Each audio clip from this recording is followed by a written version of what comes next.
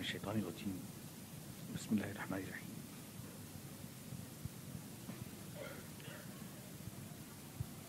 ولقد كتبنا في الزبور من بعد الذكر أن الأرض يرثها عبادي الصالحون إن في هذا لبلاغا لقوم عابدين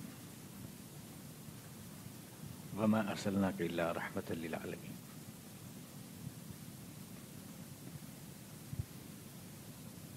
اور ہم نے زبور میں تمام نصیحتوں کے بعد یہ بات لکھ دی تھی کہ زمین کے مالک، زمین کے وارث میرے صالح بندے بنائے جائیں گے. یقیناً میرے پرہیزگار بندوں کے لیے اس وعدے میں ایک خوشخبری ہے، اور یہ اس لیے کہ رسول صلی اللہ علیہ وسلم ہم نے آپ کو تمام جہان کے لیے رحمت بنا کر بھیجا ہے.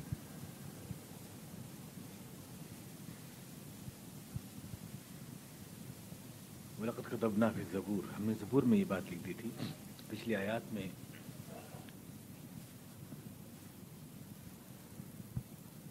انبیاء کرام اور کفار کی کشمکش کا تذکرہ تھا. اس کے بعد آخری دور میں جو واقعات پیش آنے والے ہیں اور اس کشمکش کا اختتام جن حالات پہ ہونا ہے اس کی طرف اشارے تھے. اللہ تعالیٰ نے فرمایا تو یاجوج و ماجوج کے آنے تک اور دجال کے ظہور تک یہ کشمکش جاری رہے گی. تو یہ میں نے آپ سے عرض کیا تھا کہ تاریخ انسانی میں یہ اہم ترین نام ہے. آدم علیہ السلام، جہاں سے انسان کا آغاز ہوا، انسانیت کا. انبیاء کرام جو ہر دور میں آتے رہے اور اللہ کے پیغام حق کو دہراتے رہے. محمد رسول اللہ صلی اللہ علیہ وسلم جو سیدھا چیلنج بن کے آئے ساری دنیا پر اسلام کے غلبے کی بات کرنے کے لیے. یہ سعادت تو سارے انبیاء کرام کو حاصل نہیں ہوئی، یہ حضور اقدس کے ہاتھوں پر تھی. اور حضور سے کہہ دیا گیا کہ هو الذی ارسل رسولہ بالہدی ودین الحق لیظہرہ علی الدین کلہ. آپ اے رسول صلی اللہ علیہ وسلم اس دعوے کے ساتھ مبعوث کیے گئے ہیں کہ دین حق کا غلبہ آپ کے ہاتھوں ہوگا اور یہ دین سارے ادیان پر غالب آئے گا. لیظہرہ علی الدین کلہ. حالانکہ یہ کام، یہ بات مشرکوں کو اچھی نہیں لگے گی. لو کریہ المشرکون. تو حضور کی بعثت اور حضور کا تشریف لانا دنیا میں یہ اس بات کا واضح اشارہ تھا کہ یہ اس جنگ کا آخری راؤنڈ ہے جو شیطان اور انسان کے درمیان چل رہی ہے. شروع سے آخر تک چلتی رہی یہ دور. ہر دور میں ملکوں میں، مختلف ملکوں میں پہلے دنیا منتشر تھی، قبیلوں میں اور ملکوں میں، چھوٹے چھوٹے علاقوں میں بٹی ہوئی تھی، خاندانوں میں، گروہوں میں. رسل و سائل کے ذرائع نہیں تھے، مواصلات کے نہیں تھے، سڑکیں آپس میں بنی نہیں تھیں، جڑی نہیں تھیں، سمندروں کے راستے، سمندر بیچ میں حائل تھے. تو چھوٹے چھوٹے پاکٹس تھے زمین میں بنے ہوئے. زمین منتشر ٹکڑوں کی شکل میں آباد تھی. تو انبیاء کرام بھی چھوٹے چھوٹے ٹکڑوں کے لیے آتے تھے کہ یہ سمود کی قوم کے لیے ہیں، اور یہ عاد کی قوم کے لیے ہیں، اور یہ مدین کے لیے. اور یہ اس طرح سے انبیاء کرام مخصوص قبیلے اور مخصوص قوم کے لیے آتے تھے. کیونکہ ایک جگہ انسان آباد تھے، درمیان میں جوڑ نہیں تھا. پہاڑ بیچ میں حائل تھے، ندی نالے حائل تھے، سمندر حائل تھے، نہ دشوار گزار راستے حائل تھے. ایک دوسرے سے واقف تک نہیں تھے لوگ. یعنی کون سی ملک آباد کہاں پر ہے اس سے واقف تک نہیں تھے لوگ. حقیقت یہ ہے کہ ابھی امریکہ تک کا جو دریافت ہوئی ہے اب آن کر ہوئی ہے آخری دور میں. واسکو ڈی گاما نے امریکہ کو دریافت کیا کولمبس میں، اس سے پہلے امریکہ تک کو نہیں جانتے تھے ادھر کے لوگ. اتنی دنیا منتشر تھی. جب دنیا ایک وحدت بن گئی اور جڑ گئی اور راستے اور سڑکیں بن گئے آپس میں، ایک تشتری کی طرح دنیا ہو گئی. آپ کہیں سے کہیں بھی جا سکتے ہیں، گھوڑوں کی پیٹھ پر بیٹھ کر، جہازوں میں بیٹھ کر، یا سواریوں میں کہیں بھی بیٹھ کر. پوری دنیا ایک وحدت بن گئی. تو ساری دنیا کے لیے پھر حضور صلی اللہ علیہ وسلم کو رسول بنا کے بھیجا گیا. پوری دنیا کے لیے. آپ کسی خاص قبیلے کے لیے نہیں آئے، کسی خاص ملک کے لیے نہیں آئے، کسی خاص زبان بولنے والوں کے لیے نہیں آئے، کیونکہ اب تو دنیا ایک ہو گئی تھی، تو آپ ساری دنیا کے لیے رسول بن گئے، پوری دنیا کے لیے۔ اور آپ کا تشریف لانا کیونکہ آپ خاتم النبیین ہیں، اس بات کا اشارہ تھا کہ اب دنیا لپٹ رہی ہے، ختم ہو رہی ہے، فائل بند ہو رہی ہے اور ابھی آخری راؤنڈ ہونے جا رہا ہے۔ تو یہ کشمکش کی پوری تاریخ اللہ تعالیٰ نے بیان فرمائی ہے، حضور اقدس کو تشریف آوری کا بیان فرمایا کہ آپ تشریف لائے دنیا میں۔ تو ظاہر ہے کہ حضور کو تشریف لانے کا مطلب یہ ہے کہ اب انسانیت کی ساری بدبختیاں ختم ہو جائیں گی، یہ کشمکش اپنے انجام کو پہنچ جائے گی۔ قرآن کریم کے نزول کو قرآن شریف میں کہا گیا کہ الیوم اکملت لکم دینکم واتممت علیکم نعمتی، اے انسانوں، قرآن کریم نازل کر کے میں نے اپنی نعمت تمہارے پر پوری کر دی ہے، یعنی پورا قانون اور زندگی کا پورا قانون میں نے تمہارے لیے دے دیا ہے۔ لیکن قرآن تو تنہا ساری دنیا کے اوپر نعمت تو تمام ہوئی، اتمام نعمت تو ہوا، لیکن ساری دنیا پر قرآن کریم کے مطابق زندگی کا نظام آ جائے، اس کے لیے چاہیے کوئی مرد مجاہد، کوئی شخص جو پوری دنیا کو الٹ کے پھینک دے۔ حضور اقدس اسی دعوے کے ساتھ آئے، تو وہ نعمت جس کا اتمام قرآن کے نزول کی شکل میں ہوا، دنیا کے سارے انسانوں تک وہ پہنچے گی، اس کا اتمام رحمت حضور کے ذریعے ہوگا۔ یعنی حضور جو ہے رحمت بن کے آئے سارے جہانوں کے لیے، یعنی وہ دنیا سب اب اسلام کے اللہ کے بڑھے ہوئے ضابطے کے مطابق چلے گی، اور شیطان کو آخری شکست حضور کے ہاتھوں ہوگی۔ اس دعوے کے ساتھ حضور تشریف لائے، یہ کامیابی کسی پیغمبر کو حاصل نہیں ہوئی جو حضور اقدس کے لیے اللہ تعالیٰ نے لکھ دی۔ ظاہر ہے حضور اقدس کی زندگی میں تو نہیں ہو سکا ایسا، آپ کی زندگی میں تو نہیں ہوا، لیکن آپ کے بعد یہ وعدہ، چونکہ آپ کے بعد کوئی نبی نہیں آئے گا، تو آپ کی تابع دار امت جب اس واقعے کو وجود میں لائے گی تو اصل میں اس کا صحرا حضور کے ہی سر پر ہے۔ یہ حضور نے اس لیے قرآن کریم میں کہہ دیا گیا، حضور بس بچ مایوس ہوئے، ایک دفعہ اداس ہوئے، اکیلے سے پڑ گئے اور کچھ خاموش ہوئے، تو قرآن کریم میں سورہ والضحیٰ نازل ہوئی، والضحیٰ واللیل اذا سجی، میں دوپہر کی قسم کھاتا ہوں جو رات کے بعد آتی ہے، واللیل اذا سجی، جب رات چھا جائے، رات آتی ہے مگر اس کے بعد سورج کا اجالا پھیلتا ہے۔ ما ودعک ربک وما قلی، تمہارے رب نے تمہیں چھوڑا نہیں ہے اور وہ تم سے ناراض نہیں ہوا ہے۔ وللآخرۃ خیر لک من الاولی، کیونکہ تمہارا انجام تمہارے آغاز سے بہت بہتر ہے۔ وللآخرۃ خیر لک من الاولی ولسوف یعطیک ربک فترضی، اور اللہ تو تم کو وہ کامیابیاں عطا فرمائے گا اے رسول کہ تم خوش ہو جاؤ گے۔ ولسوف یعطیک ربک فترضی، وہ کامیابیاں عطا فرمائے گا۔ اسی کے ساتھ نازل ہوئی وہ آیت۔ حضور اقدس کے بیٹا نہیں تھا کوئی، بیٹے تھے تو وہ انتقال کر گئے بچپن ہی میں، ابراہیم نام تھا، بچپن میں انتقال کر گئے، اس کی اداسی بھی تھی حضور صلی اللہ علیہ وسلم کو۔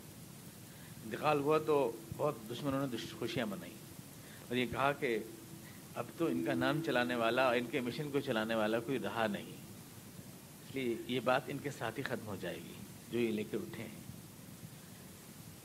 قرآن کریم کی یہ اس آیت کے ساتھ دوسری آیت نازل ہوئی کہ ما کان محمد ابا احد من رجالکم ولکن رسول اللہ وخاتم النبیین، بے شک محمد صلی اللہ علیہ وسلم کسی بیٹے کے باپ نہیں ہیں، لیکن وہ اللہ کے رسول اور خاتم النبیین ہیں، یعنی ان کی امت جو لاکھوں ہزاروں کروڑ اربوں کی شکل میں ہے، وہ ہیں ان کے بیٹے، ان کے فرزند، ان کے پیغام کو پھیلانے والے، ان کے نام کو چلانے والے۔ سورہ والضحیٰ کے ساتھ سورہ الم نشرح نازل ہوئی، الم نشرح لک صدرک ووضعنا عنک وزرک الذی انقض ظہرک ورفعنا لک ذکرک، ہم نے تمہارا سینہ تمام مشکلات کے مقابلے کے لیے کھول نہیں دیا، اور ہم نے تمہارے سینے پہ رکھے سارے بوجھ ہٹا نہیں دیے، اور ہم نے تمہارا نام دنیا میں بلند کرنے کا فیصلہ نہیں کر لیا کہ رفعنا لک ذکرک، یعنی تمہارا نام سربلند کیا جائے گا۔ بیٹا نہ ہونے سے یہ نہیں کہ تمہارا نام ختم ہو جائے گا، بلکہ تم سربلند رہو گے۔ کتب اللہ لاغلبن انا ورسلی، میں نے یہ بات لکھ دی ہے کہ میں اور میرے رسول ہی جیت کر رہیں گے۔ کتب اللہ لاغلبن انا ورسلی، کیونکہ اللہ طاقتور ہے اور اللہ زبردست ہے۔ ان اللہ قوی عزیز، قرآن کریم کی آیات حضور کے اقدس کے لیے نازل ہوئیں۔ پچھلے درس میں نے کہا تھا کہ شیطان یہ سمجھتا ہے کہ حضور اقدس کا آنا جو ہے اصل میں اس کی شکست کا اعلان ہے، اس لیے حضور اقدس صلی اللہ علیہ وسلم کے مقابلے میں اس نے علم کا جو ہتھیار بنایا ہے اس کا نام دجال ہے. حضور اقدس کے مقابلے کے لیے آخری تیر، اس کے ترکش کا آخری تیر علم کے ذریعے تیار کیا ہے، چونکہ علم ہی دنیا میں انسان کو، علم ہی کی بنا پر انسان کو دنیا کا خلیفہ بنایا گیا ہے. یہ علم جو وحی کے ذریعے آتا ہے، رسولوں کے ذریعے آتا ہے، یہ براہ راست اللہ کی طرف سے آتا ہے، صحیح علم ہوتا ہے.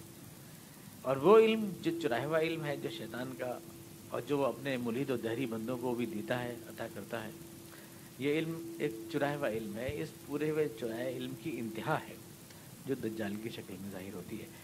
اتفاق سے پچھلے درس میں نے آپ سے کہا تھا کہ بہت ممکن ہے کہ انسان راز حیات اور ڈی این اے کا راز تک جاننے میں کامیاب ہو جائے، اور پروٹوپلازم جوہر حیات جو دجال کے لیے آتا ہے کہ وہ 2 ٹکڑوں کو کاٹ دے گا، انسان کو مر جائے گا، پھر جوڑ کر پھر زندہ کر دے گا. تو یہ جو ڈی این اے کا راز ہوتا ہے، یا مادہ حیات کا راز ہوتا ہے، یا کروموسومز کا راز ہوتا ہے، پروٹوپلازم کا اتفاق سے بھی 3 روز پہلے اس کا مظاہرہ کیا گیا ہے، اور باقاعدہ پریس کانفرنس میں انہوں نے ڈی این اے کا ایک خیالی فوٹو بنا کر اس بات کا اعلان کیا ہے کہ ہم زندگی کا راز سمجھنے میں کامیاب ہو گئے. یہ ہمارے پچھلے درس کی بات کی بات ہے، پچھلے ہفتے کے درس کی بات ہے. تو یہ جو ہے دجال کا آنا گویا کہ شیطان کی طرف سے آخری چال ہے. یہ آخری چال، دجال جو ہے آخری چال ہے. یہاں پر علم کی انتہا ہو جائے گی، وہ جو شیطان کے بس میں ہے اس علم کی انتہا ہو جائے گی. اور اس کے بعد پھر جو صحیح علم وحی جو رسولوں کے ذریعے لایا ہوا اور جو نظام ہے اللہ کا دیا ہوا عطا کیا ہوا، اس کے غلبہ اور اقتدار کے دن شروع ہو جائیں گے. یہ صاف اشارہ ہے.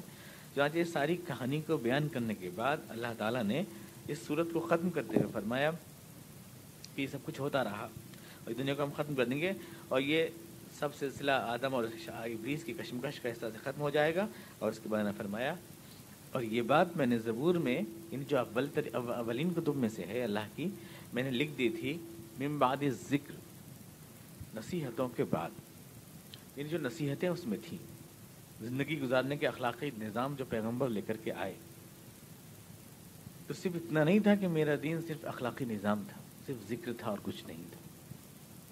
میں نے صرف ذکر کا اور نصیحتوں کا ہی وعدہ کیا تھا. یہ خدا کی کتابوں میں صرف ذکر ہی تھا اور کچھ بھی نہیں تھا، نصیحتیں تھیں اور کچھ نہیں تھا. من بعد ذکر، ان تمام چیزوں کے بعد میں نے یہ بھی لکھ دیا تھا کہ ان الارض یرثها عبادی الصالحون، زمین کے مالک میرے نیک بندے کیے جائیں گے، زمین کے وارث میرے نیک بندے کیے جائیں گے. یعنی ہمارا دین صرف ذکر نہیں ہے، بلکہ ہمارا دین وراثت ارضی کی بات بھی کرتا ہے. اس کے بعد پھر اگلا اسٹیپ جو ہے وہ یہ کہ زمین کے وارث میرے نیک بندے کیے جائیں گے. ان الارض یرثها عبادی الصالحون، اس پورے اختتام کو بالکل صحیح اللہ تعالیٰ نے اس صورت کو صحیح ٹچ بالکل جہاں ختم ہونا چاہیے وہاں پر لا دیا. یہ پوری کشمکش بیان کرنے کے بعد جس میں سارے پیغمبروں کا تذکر آیا اور پیغمبروں کی اخلاقی تعلیمات کا اور نصائح کا تذکر آیا، اس کے بعد یہ بات واضح کر دی کہ پیغمبر صرف ناصح بن کے نہیں آتے، بلکہ پیغمبر کوئی وائز نہیں ہوتے محض واز کیا اور چلے گئے بس آپ چاہے مانیں یا نہ مانیں، بلکہ پیغمبر زندگی کا نظام ڈھالنے کی جد و جہد کے لیے آتے ہیں. اور اللہ کے رسول بھی صرف نصیحت کرنے اور واز کرنے کے لیے نہیں آئے، بات کی اور کہہ کے چلے گئے. وائز کو اس سے زیادہ کوئی انٹرسٹ نہیں ہوتا کہ اس نے کہا چلا گیا، لیکن رسول زندگی کو ڈھالنے کے لیے آتے ہیں اس نظام کے مطابق جو خدا ان کو عطا کرتا ہے. واز کہنے نہیں آتے. وما ارسلنا من رسول الا لیطاع باذن اللہ، میں کسی بھی رسول کو اگر بھیجتا ہوں تو صرف واز کہنے کے لیے نہیں بھیجتا، بلکہ یہ تاکہ اس کی اطاعت کی جائے. یعنی وہ اپنا حکم چلانے کے لیے آتا ہے، وہ خالی بات کہنے گزارش کرنے کے لیے نہیں آتا کہ اچھا ہے بہتر آپ مان لیں، لیطاع تاکہ اس کی اطاعت کی جائے. تو میں نے ذکر کے بعد جو نصیحتیں تھی اس کے بعد یہ بات صاف کر دی تھی کہ زمین کے مالک میرے نیک بندے کیے جائیں گے. اب یہ آیت کا جو موڑ آیا اس میں ہمارے جدید جو مفسرین ہیں، جس میں بعض معتبر مفسرین بھی شامل ہیں، مثلا مولانا ابوالکلام آزاد ہمارے معتبر مفسرین میں شامل ہیں، لیکن غیر معتبر جو مفسرین ہیں جدید، جیسے غلام احمد پرویز صاحب ہیں، تفسیر القرآن ہے ان کی، تفسیر القرآن بالقرآن، وہ آ کے یہاں پہ اٹک گئے اور انہوں نے یہ کہا کہ جب اللہ نے وعدہ یہ کیا ہے کہ اللہ کے صالح بندے مالک کیے جائیں گے، تو اس کا مطلب یہ ہوا کہ صالح کا مطلب وہ نہیں ہے جو مسلمان سمجھتے ہیں، کیونکہ مسلمان تو زمین کے مالک ہیں نہیں. زمین کے مالک امریکہ اور روس، اس طرح کے لوگ بڑی طاقتیں جو دنیا میں آج ہیں وہ زمین کے مالک ہیں. ان کے بنائے ہوئے ٹریک پر آپ چل رہے ہیں، ان کے دیے ہوئے نظام پہ آپ چل رہے ہیں. مسلمان یا ملت اسلامیہ تو کبھی بھی زمین کی مالک نہیں رہی نہ ہے، تو جو مالک ہیں قرآن کی روح سے وہ ہوئے صالح۔ ان الارض یرثها عبادی الصالحون، جو آج زمین کے مالک بنے ہوئے ہیں وہ صالح ہوئے۔ تو صالح کا مطلب کیا ہے؟ اس کو انہوں نے صلاحیت کے معنی میں لیا، جو سروائیول آف فٹنس نظریہ ہے ڈارون کا، یعنی جس چیز میں کسی چیز کو حاصل کرنے کی صلاحیت ہوتی ہے تو جو انفع ہوتا ہے، سب سے بہتر ہوتا ہے، وہ سلیکٹ ہو جاتا ہے، اور جس میں صلاحیت نہیں ہوتی وہ ختم ہو جاتا ہے، وہ چیز ختم ہو جاتی ہے۔ یہ ایک اصول ہے ڈارون کا کہ دنیا میں ایک جد و جہد چل رہی ہے بقائے اصلاح کی، جو مفید چیز ہے وہ باقی رہتی ہے، صالح چیز باقی رہتی ہے، غیر مفید چیز ختم ہو جاتی ہے۔ اسی طرح سے انسان وجود میں آئے ہیں، ساری چیزیں وجود میں آئی ہیں کہ بہتر شکل باقی رہ جاتی ہے اس کشمکش میں۔ تو صالح کا مطلب ہوا صلاحیت رکھنے والے، اور ان الارض یرثها عبادی الصالحون کا مطلب ہوا کہ میرے صالح بندے، یعنی جن میں صلاحیت ہوگی زمین کو چلانے کی، ان کو زمین عطا کی جائے گی۔ یہ بات گویا کہ میں نے لکھ دی تھی۔ اب صلاحیت، انہوں نے دیکھا کہ جن لوگوں کو صلاحیت ملی ہوئی ہے، جو ان کے نزدیک زمین کے مالک ہیں اور گویا صلاحیت والے ہیں، جب ہمارے جدید مفسرین نے دیکھا کہ جو صلاحیت والے ہیں ان تو وہاں تو نہ تو اللہ کا اقرار ہے نہ آخرت کا اقرار ہے، وہ شراب میں اور نشے میں اور جو میں اور بد کرداری میں مبتلا ہیں، اور لیکن زمین کے مالک ہیں، اور قرآن کی روح سے وہ صالح بندے ہوئے۔ قرآن کی روح سے کہ زمین کے مالک میں صالح بندے کیے جائیں گے، قرآن کی روح صالح ہوئے، تو پھر وہ نماز تو پڑھتے نہیں اور روزہ بھی رکھتے نہیں اور زکوٰۃ بھی دیتے نہیں، حج بھی کرتے نہیں، مگر زمین کے مالک ہیں۔ تو اب ہمارے جدید مفسرین نے اور ایک پلٹی کھائی، اور انہوں نے کہا کہ یہ تو ٹھیک ہے کہ ایمان اور یہ ساری چیزیں، آخرت اور عاقبت اور نماز روزہ، یہ سب ایمان اسلام کا اجزاء ہیں، مگر ان کا وہ مفہوم نہیں ہے جو مسلمان سمجھتے ہیں۔ ایمان کا مطلب ہے ان کے نزدیک فطرت کے قوانین پہ یقین رکھنا، فطرت کے جو قوانین ہیں ان پہ یقین رکھنا، یہ ایمان ہوا۔ اور اسلام ہوا اس قوانین کے سامنے اپنے آپ کو سینڈر کر دینا۔ آخرت کا مطلب ہوا رزلٹ کسی بھی چیز کا جو نکل کے آتا ہے، انہوں نے قرآن کریم کے سارے الفاظ کے معنی بدل دیے، یہاں سے جو انہوں نے گھمائی کھائی، الٹا کھایا، تو ہر چیز کو بدلتے چلے گئے۔ انہوں نے یہ نہیں سوچا کہ ہم یہاں پہ کوئی غلطی کر رہے ہیں، اس جگہ کوئی غلطی کر رہے ہیں، اس آیت کی بل پر پورے قرآن شریف کو انہوں نے الٹا کر دیا۔ اور ان کی تعبیر کی روح سے تو ظاہر بات ہے کہ وہی ایمان والے قرار پائے اور وہی عبادت قرار پائی۔ عبادت کا مطلب، عبادت بھی ان کا نزدیک یہی ہوئی کہ زندگی کا جو نظام ہے اور دنیا داری ہے اور جو دنیا کو چلانے کا سسٹم ہے، وہ جن لوگوں نے صحیح طور سے اپنا لیا اور اپنی صلاحیت ثابت کر دی، وہ صالح بندے ہوئے، اس لیے صلاح کا لفظ بولا گیا ہے، اس لیے وہ دنیا کے مالک ہوئے۔ تو یہ انہوں نے ایک الٹی گنگا بہائی، اور اس کا یہ مطلب یہ، اور حیرت تو یہ ہے کہ بعض جدید معتبر مفسرین تک نے یہ معنی کیا۔ مگر آپ سوچیں اس بات کو کہ اگر یہ اس کے معنی ہوتے تو سارا تذکرہ تو کفار و مشرکین اور جو انبیاء کرام کو انکار کرنے والے ہیں ان سے جد و جہد کا اور کشمکش کا چل رہا ہے۔ اب اسی قبیلے کے لوگ جو آج بھی انبیاء کرام کو نہیں مانتے اور ان سے کشمکش پر آمادہ ہیں، اگر انہی کو اللہ تعالیٰ دنیا سنبھال دینے کا وعدہ کر رہا ہے اس آیت کے ذریعے، تو پھر یہ سارا تذکرہ ہی فضول ہو جاتا ہے اور ساری کہانی ختم ہو جاتی ہے، جتنی بھی بات کہی گئی۔ تو سارا جو سلسلہ بیان چلا رہا ہے اس کے الٹا مطلب نکلا اس کا۔ صلاحیت معنی لے لیا جائے، صالحون کے معنی صلاحیت والے لے لیا جائے اگر، تو سارا قرآن شریف کا جو فوکس ہے، جس بات کے اوپر قرآن جو ہے فوکس کر رہا ہے، وہ بات ختم ہو جاتی ہے پوری، ان کا تصور مٹ جاتا ہے سارا کا سارا۔ اور پھر ایک بات تو یہ ہے کہ اس معنی میں تو پھر وعدے کی ضرورت ہی کیا ہے؟ اللہ تعالیٰ نے جب انسان کو دنیا میں بھیجا تھا تو دنیا اس کے حوالے کری دی تھی، انسان کو تو حوالے کری دی تھی، نہیں جاعل فی الارض خلیفہ، میں دنیا تمہارے حوالے کر رہا ہوں، تو یہ تو دنیا کے انسانوں کے حوالے ہو گئی تھی۔ جب ہو گئی تھی تو ایک چیز جو ہو چکی ہے اس کے لیے وعدہ کرنے کا مطلب ہی کیا ہے کہ زمین کے مالک میرے بندے کیے جائیں گے۔ زمین کے مالک تو بندے بن کے آئی ہیں، چاہے یہ ہوں چاہے وہ ہوں، چاہے ایکس ہو چاہے وائی چاہے زیڈ، زمین کے مالک تو بندے ہیں ہی۔ جب ہیں اور اسی پروجیکٹ پہ بھیجا گیا ہے انسان، تو پھر اس کا وعدہ کرنا کیا مطلب کہ وعدہ کر لیا تھا میں نے۔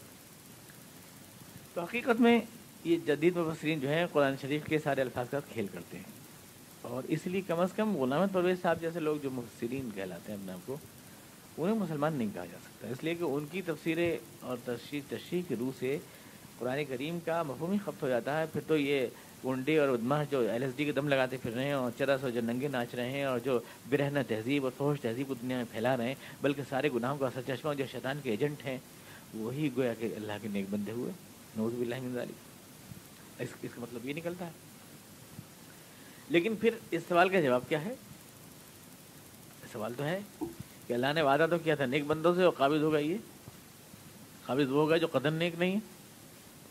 تو عام طور سے اس کا جواب لوگ یہ دے دیتے ہیں کہ اصل میں مسلمانوں کو تو اس کی سزا مل رہی ہے کہ وہ نماز، روزہ، زکوٰۃ، حج نہیں کرتے، ورنہ اگر یہ اپنے اسلام کے اوپر ہوتے تو دنیا ان کے قدموں میں ہوتی۔ ہم نے اسلام کو چھوڑ دیا تو خدا نے ہم سے دنیا کو چھین لیا۔ چلیے ہم تو نماز، روزہ، زکوٰۃ، حج کو چھوڑ دیا، اس لیے خدا نے ہم سے دنیا کو چھین لیا، تو انہیں کیوں دے دیا؟ کیا وہ نماز، روزہ، زکوٰۃ، حج کرتے ہیں؟ انہیں کیوں نہیں دیا؟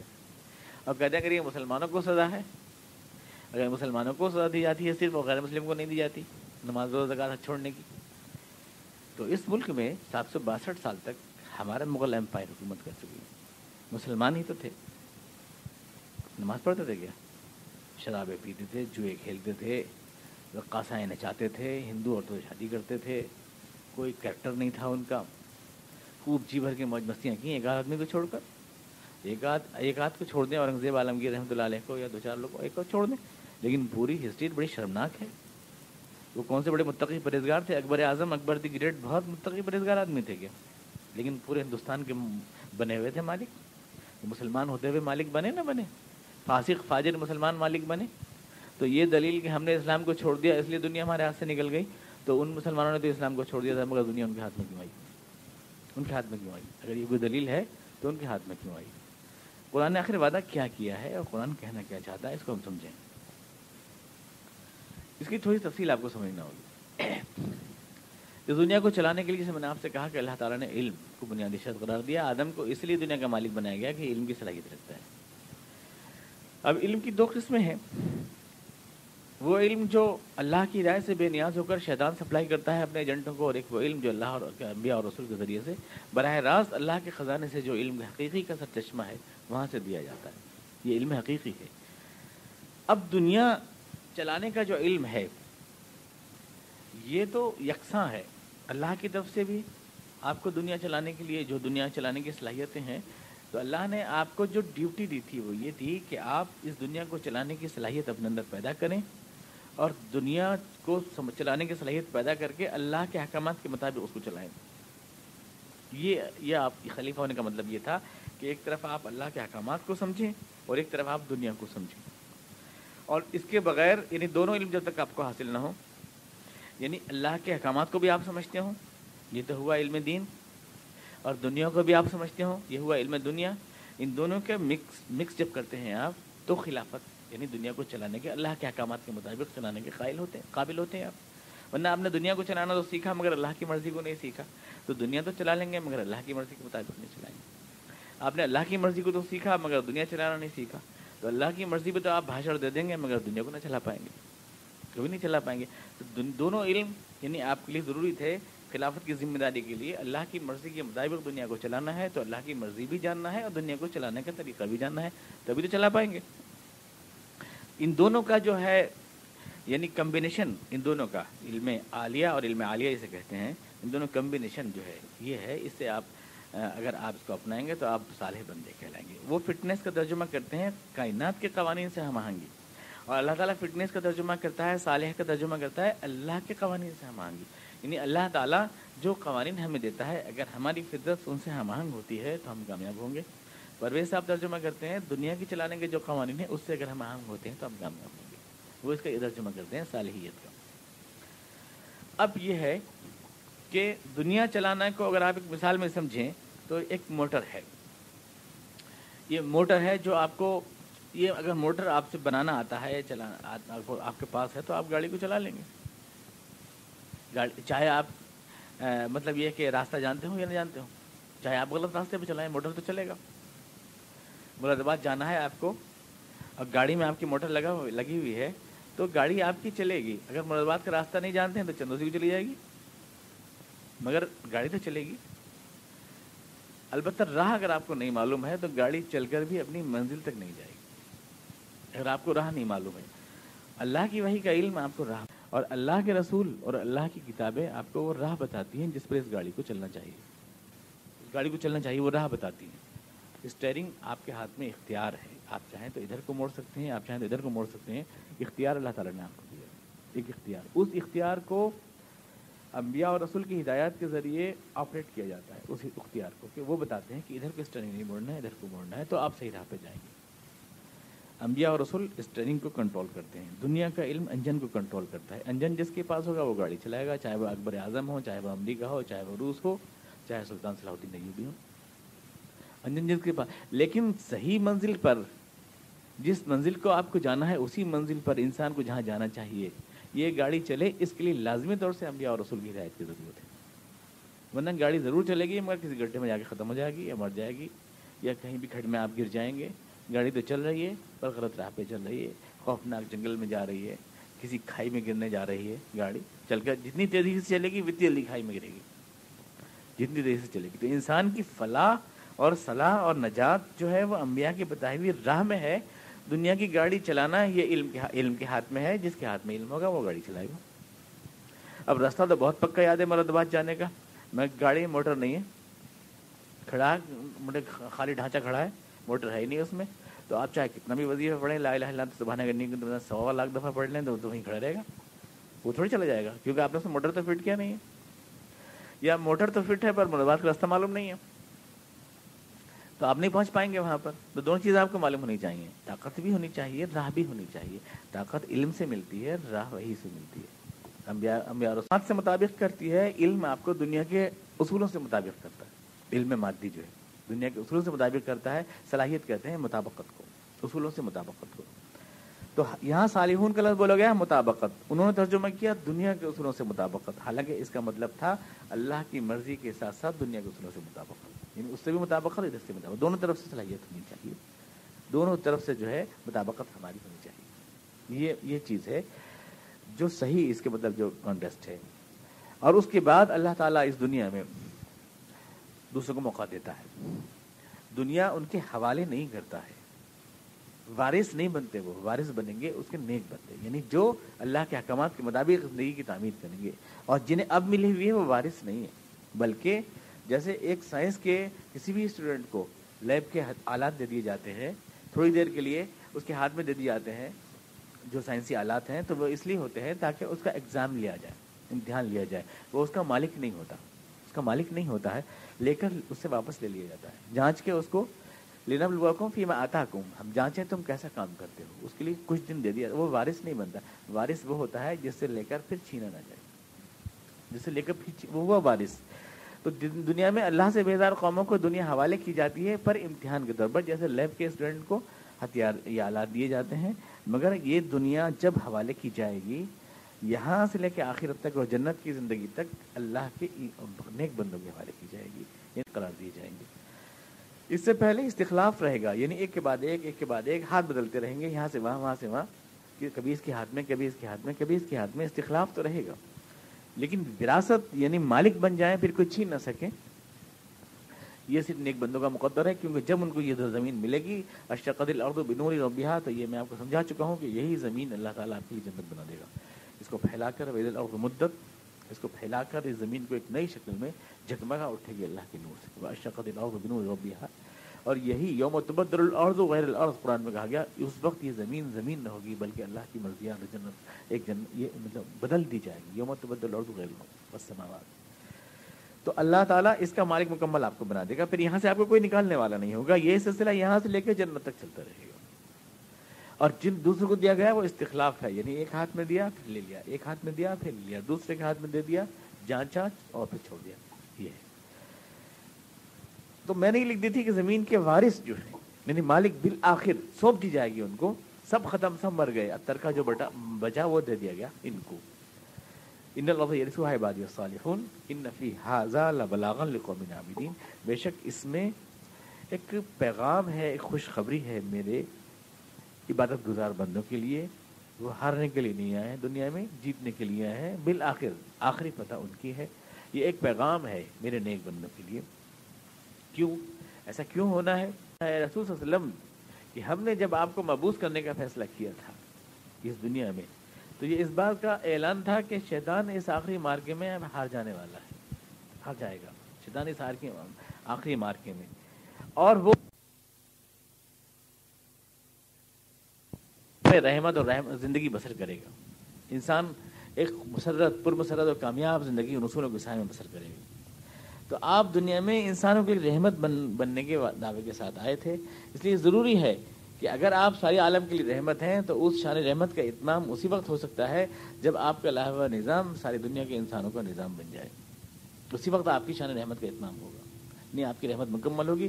اور اس کا مطلب یہ ہے کہ حضور کی رحمت للعالمین ہونے کے لیے یہ ضروری ہے کہ ساری دنیا عالمین کے لیے اسلام کو قبول کرے, اس لیے کہ اسلامی تو رحمت ہے ساری دنیا کے لیے, اور جب تک اس کو قبول نہیں کرتی حضور کا رحمت للعالمین ہونے کا یہ مکمل مفہوم پورا نہیں ہوتا. یوں تو حضور اپنی تعلیمات کے اعتبار سے اور اپنی دی ہوئی روشنی کے اعتبار سے رحمت للعالمین ہیں, اپنے آپ ہیں. دنیا چاہے نہ مانے نہ تسلیم کرے, آپ رحمت ہیں. سورج نکلتا ہے, سورج کسی کا نہیں ہوتا. حضور کو قرآن کریم میں سورج بھی کہا گیا ہے سراج منیر. سورج جو ہوتا ہے وہ کسی کا نہیں ہوتا, سورج سب کے لیے نکلتا ہے. اور سورج سوتوں کو جگاتا ہے, اور سورج کا ہر رخ یکساں روشن ہوتا ہے, ہر روز نکلتا ہے. اور پھر سورج حرارت اور زندگی ہے, مردہ زمین کو زندہ کر دیتا ہے, مردہ فصلوں کو لہلا دیتا ہے.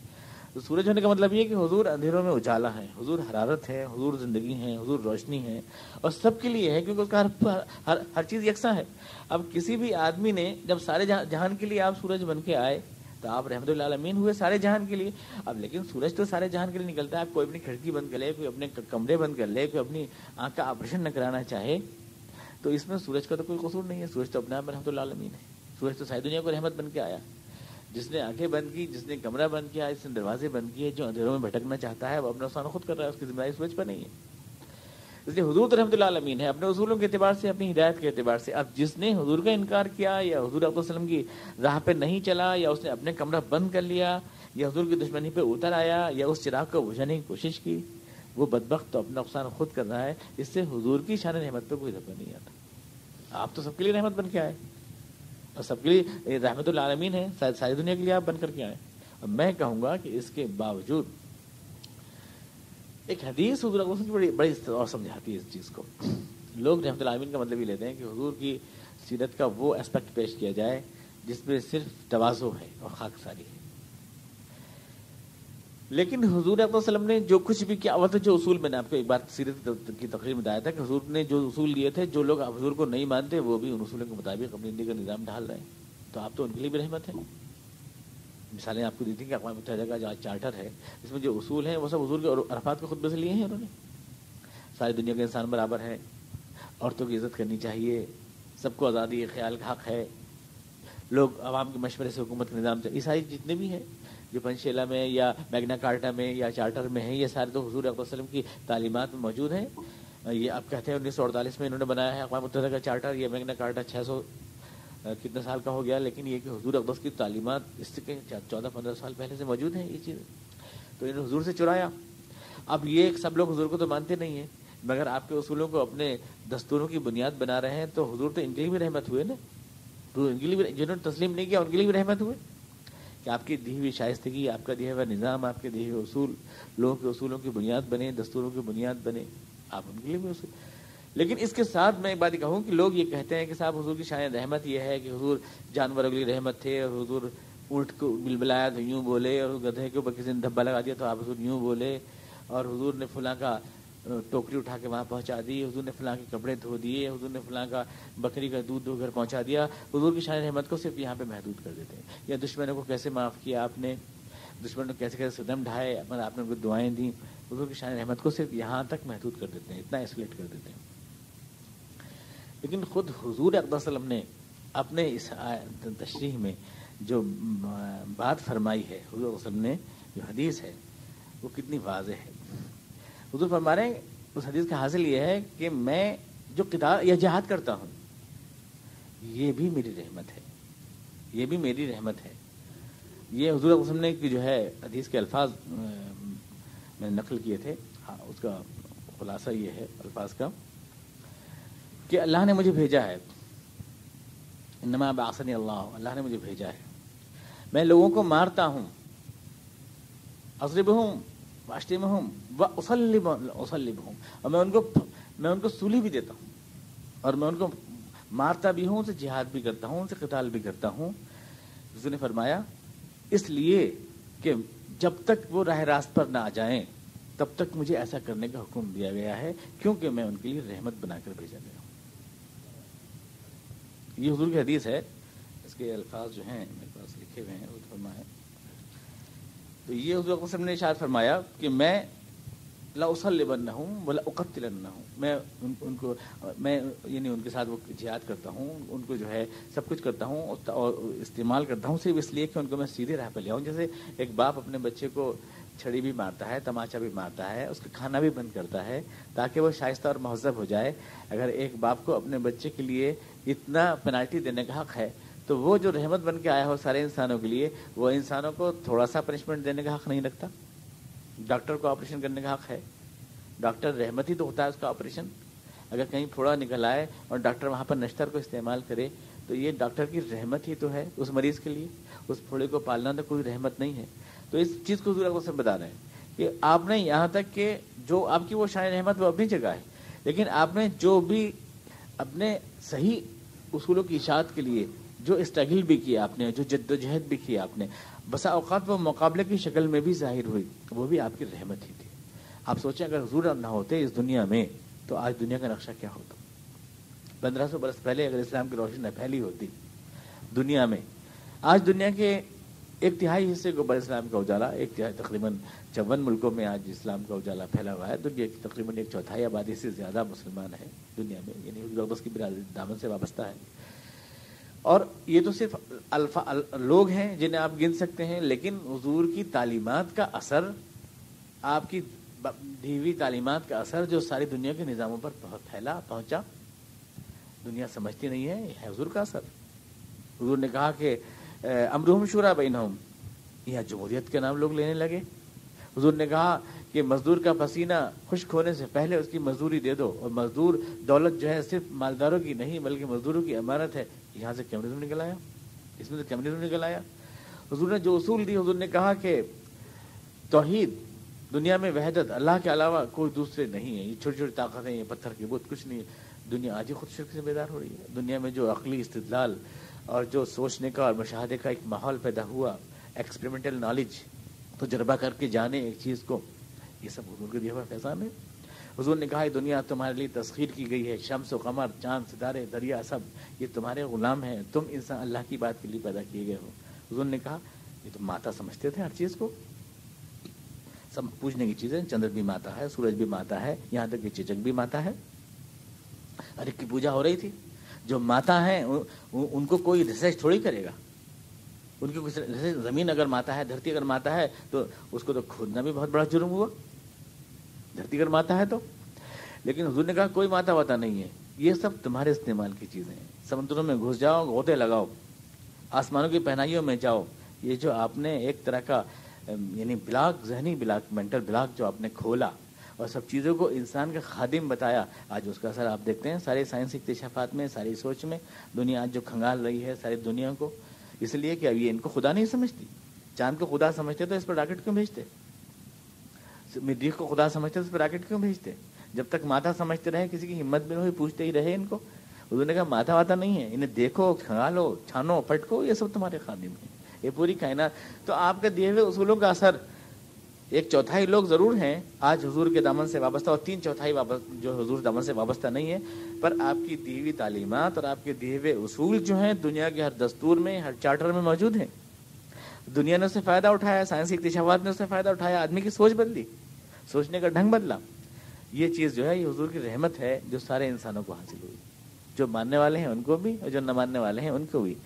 تو یہ دھیرے دھیرے جو اظہار ہو رہا ہے نا، حضور کی تعلیمات آ رہی ہیں، کوئی کمیونزم کی شکل میں، کہیں ڈیموکریسی کی شکل میں، اور کہیں سائنسی اکتشافات کی شکل میں.